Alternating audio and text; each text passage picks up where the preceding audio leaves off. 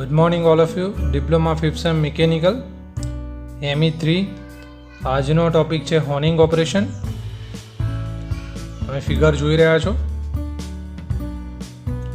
ફિગરની અંદર આ ફિગર હોર્નિંગ ઓપરેશનની છે, જેમાં universal joint, micrometer adjustment, honing stick જે છે એ હોર્નિંગ ઓપરેશનમાં યુઝ થશે.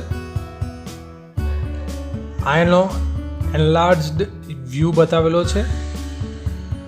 સ્ટિક એક્સપાન્શન જે થાય એ બતાવેલું છે. તમને થોડો ઘણો આઈડિયા આવ્યો હશે કે આ ઓપરેશન કઈ રીતે થાય. હવે આપણે એનું ડિટેલમાં ચર્ચા કરીશું. In honing operation, hole made by boring is obtained to require dimension and finishing honing.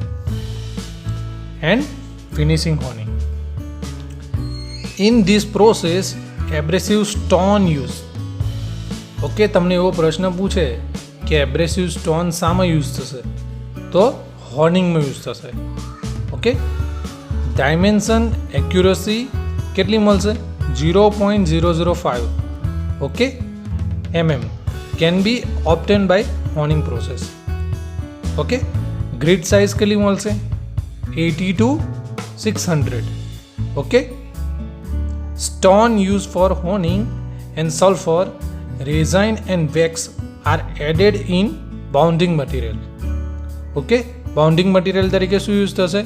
Sulphur, resin and wax to achieve the good cutting action. બરાબર છે. કટિંગ એક્શન જે છે એ સારું મેળવવા માટે આપણે બોન્ડિંગ મટીરિયલ તરીકે સલ્ફર, રેઝાઇન અને વેક્સનો એડિશન એટલે કે ઉમેરો કરીશું. બરાબર છે, જેથી કરીને આપણને સરફેસ ફિનિશ કેવું મળશે? સારું મળશે. કટિંગ ફ્લુઇડ તરીકે આપણે શું યુઝ કરીશું? તો કટિંગ ફ્લુઇડ તરીકે આપણે પેરાફિનનો યુઝ કરીશું. Okay, honing is wet cutting process. Okay, rotating speed 0.5 to 2.5 meter per second. Reciprocating speed 0.2 to 0.5 meter per second. In honing operation, two speed used. One is rotating and one is reciprocating. Metal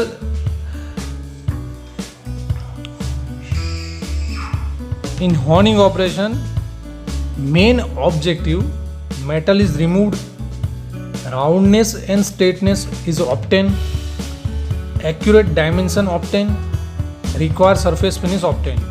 એટલે તમારું metal remove તમને જે જોશે એ મળશે, રાઉન્ડનેસ જે છે, straightness જે છે એ તમને મળશે, accurate dimension. Okay, accurate dimension જે મળશે એ કેવું મળશે? એક્યુરેટ. રિક્વાયર્ડ સરફેસ ફિનિશ, તમને જે જોતું હશે એ સરફેસ ફિનિશ તમને મળશે. Applications: automobile cylinder block, repair work. Okay,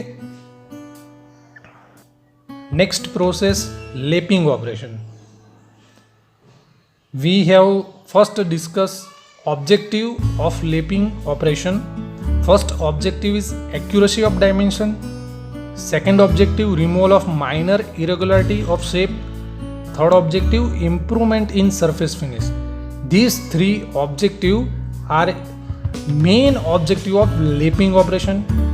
Okay, process mainly done the matting surface, abrasive compound or solid bonded abrasive used.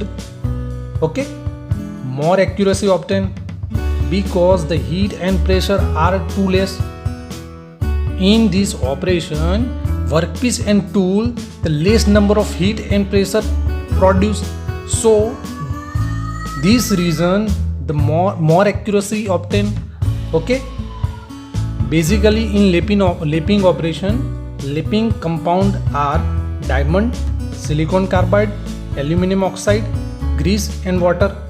These four compound are used in lapping operation. First is diamond, second is silicon carbide, third is aluminum oxide and fourth is grease and water. Okay, and types of lapping: first is hand lapping, second is machine lapping. Hand is generally in manual work. Okay, and machine lapping, there are too much applications. First application is gauge block, second is piston pin, third is ball bearing, and fourth is engine valve. These application which can used in machine lapping. Third process, surface finishing. Super finishing process આવશે. Okay, super finishing process. In this process is one type of honing.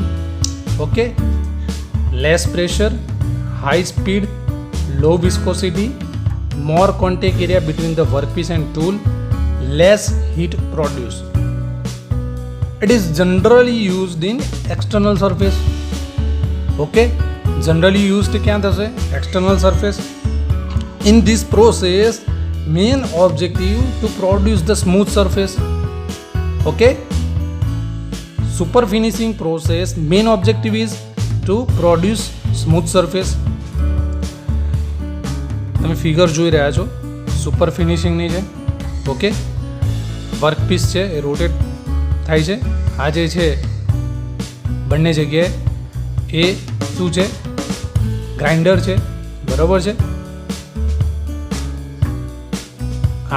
આમાં એક figure જે છે એની અંદર રોટેશનમાં એટલે કે rotate થતી position બતાવી છે, બીજાની અંદર રેસિપ્રોકેટ થતી પોઝિશન બતાવેલી છે.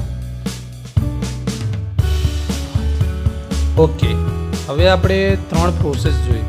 એક જોઈ હોનિંગ, બીજી લેપિંગ અને ત્રીજી સરફેસ ફિનિશ.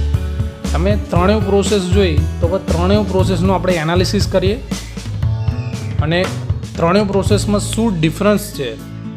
ઓકે, તો આ ઘણું ઇમ્પોર્ટન્ટ છે કે તમને ત્રણેય પ્રોસેસનો ડિફરન્સ ખબર પડશે. Okay, first, in honing operation used abrasive sticks. Honing ઓપરેશનમાં એબ્રેસિવ સ્ટિક્સનો ઉપયોગ થશે, જ્યારે લેપિંગની અંદર એબ્રેસિવ લેપનો ઉપયોગ થશે, અને સુપર ફિનિશિંગની અંદર એબ્રેસિવ બોન્ડેડ સ્ટોનનો યુઝ થશે. ઓકે, પ્રેશરની વાત કરીએ તો આમાં 10 થી 30 કિલોગ્રામ પર સેન્ટીમીટર સ્ક્વેર, 10 થી 30 કિલોગ્રામ પર સેન્ટીમીટર સ્ક્વેર હોર્નિંગમાં પ્રેશર હશે, જ્યારે લેપિંગમાં 0.1 to 0.7 હશે, સુપર ફિનિશિંગમાં 1.1 to 3 હશે.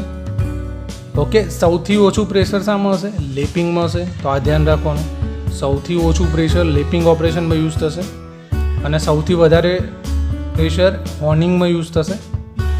ઓકે, સરફેસ સ્પીડ જે છે એ હોર્નિંગમાં કેટલી હશે? 75 થી 91 હશે મીટર પર મિનિટ. લેપિંગમાં કેટલી હશે? 100 થી 250 હશે.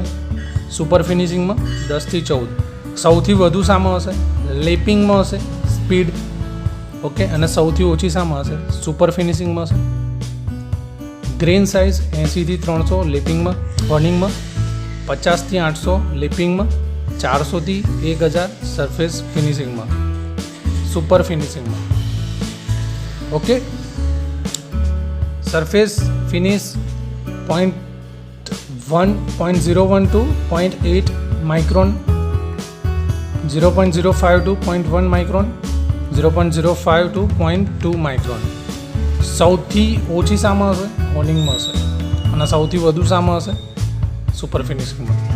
મેટલ રિમૂવલ 0.01 mm, લેપિંગમાં કેટલું હશે? 0.025, સુપર ફિનિશિંગમાં 0.05 to 0.025. હોર્નિંગ જે છે સિલિન્ડર લાઇનર્સમાં યુઝ થશે, લેપિંગ જે છે વાલ્વ્સ સ્લિપ ગેજીસમાં યુઝ થશે, સુપર ફિનિશિંગ ક્રેન્કશાફ્ટ અને જોઈન્ટ બેરિંગમાં યુઝ થશે. ઓકે, તો આશા રાખું છું કે તમને આ ડિફરન્સ સારી રીતે સમજણ પડી હશે. ઓકે, તમે આને બુક્સમાં નોંધી લેજો, બધું નોટ ડાઉન કરી દેજો. કંઈ ક્વેરી હોય તો ક્વેશ્ચન પૂછી શકો છો કોમેન્ટ બોક્સમાં. ઓકે, આજનો આ ટૉપિક આપણે અહીંયા પૂરો કરીએ છીએ. Okay, good bye, thank you.